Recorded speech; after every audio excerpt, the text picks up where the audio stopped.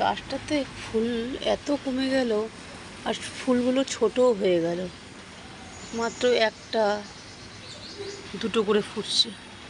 সাদা অপরাজিতাও তেমন একটা দেখতে পাচ্ছি না। শীতকালে হয়তো খুব কমই করে হয় মনে হয় আমার। এই একটা জবার কলি এসছে, কিন্তু হয়তো এটা থাকবে না। গাছগুলোতে কলিগুলো একদম হলদে হয়ে কিছুদিন পর পড়ে যাচ্ছে।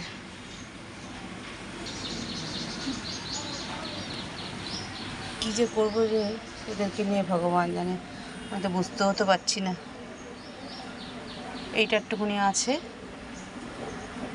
এই গাছের তো নামটাই আমি ভুলে গেছি।